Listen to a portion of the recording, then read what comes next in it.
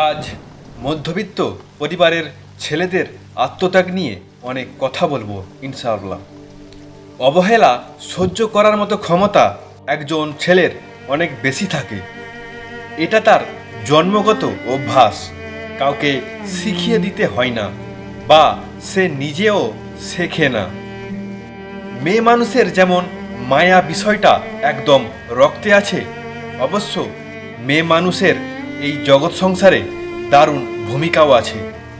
এটা কেউ অস্বীকার করতেও পারবে না। ছেলেদের আছে অবহেলা সহ্য করার ক্ষমতা, সে খুব সহজেই মেনে নিতে পারে। কিছু পাওয়ার প্রত্যাশা ওদের কম, খুবই কম। সবার কথা বলা হয়তো ঠিক হবে না এক্ষেত্রে, তবে মধ্যবিত্ত বাঙালি ঘরানার ছেলেরা একদম এরকমই হয়। সারা মাসের বেতনের সামান্য একটু খাওয়া খরচের জন্য রেখে নির্দ্বিধায় বাকি সবটুকু বাড়িতে পাঠিয়ে একদম নিঃস্ব হতে পারে। ফোনের ডিসপ্লেটা সারিয়ে নিলে ঠিক হতো না? কোণের দিকে একটু একটু কালো হয়ে থাকে, শব্দগুলো ঠিক ঠিক বোঝা যায় না। হয়তো একটা নতুন ফোন নিলেই খুবই ভালো হতো, কিন্তু এই ভাবনা অবধি শেষ কথা। নিজের জন্য কিছু কিনতে ইচ্ছে করে না। কর্মস্থল থেকে আসা যাওয়ার পথে পছন্দের জামাটা পথচালিত রাস্তার ধারে কাঁচের দরজা দেওয়া বড় দোকানটায় একদম রাস্তার দিকে মুখ করে রাখা থাকে। একবার দাঁড়িয়ে দেখার সাহসও নেই। কে কি ভাববে?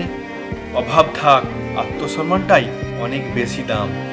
সেই রং আর ধরনটা মাথায় রেখে ফুটপাথে সস্তার জামার ঢের থেকে খোঁজার চেষ্টা চলে মন দিয়ে, ভেবে মিলিয়ে মিলিয়ে দেখে। বাসের ভাড়া বাঁচিয়ে ফুটপাতে হেঁটে যাওয়া মধ্যবিত্ত কিশোর ছেলেটা হুট করেই বড় হয়েছে কয়েকদিনের মধ্যেই। হঠাৎ করেই কেউ ওকে কানে কানে শিখিয়ে দিয়েছে এখন ওর আর বাবা নেই। বটগাছটা উপড়ে গেছে ভীষণ ঝড়ে, তাই পাশে দাঁড়িয়ে থাকা ছোট্ট বটের চারা এখন চটজলদি বড় হতে চায়। পকেট হাতড়ে কয়েকটা 10 টাকার নোট মিললে একদিনের বাজার খরচের জন্য রেখে দেয়।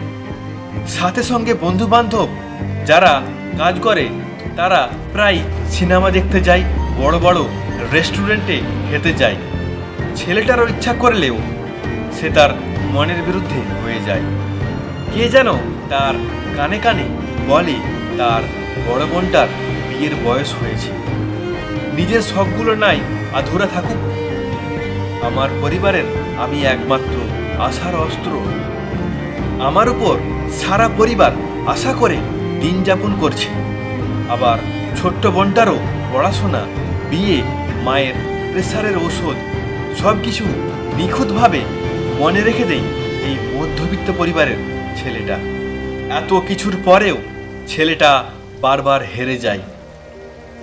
সব বিলিয়ে দিয়েও সে প্রচণ্ড স্বার্থপরের তকমা কপালে লাগিয়ে আবার ফুটপাতে হেঁটে যায়। ছেলেটি মনে মনে বলতে থাকে, আর একটু অবহেলা সহ্য করার ক্ষমতা দিও প্রভু।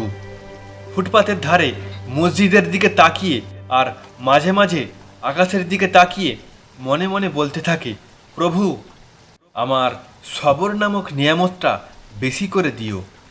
এইভাবেই এক মধ্যবিত্ত পরিবারের ছেলে তার দুঃখে কষ্টে ভরা মহাসাগরে তার ছোট্ট একটি আশার ভেলা ভাসিয়ে রাখে, যে একদিন সব ঠিক করে দেবে প্রভু। যার শেষ ভালো তার সব ভালো।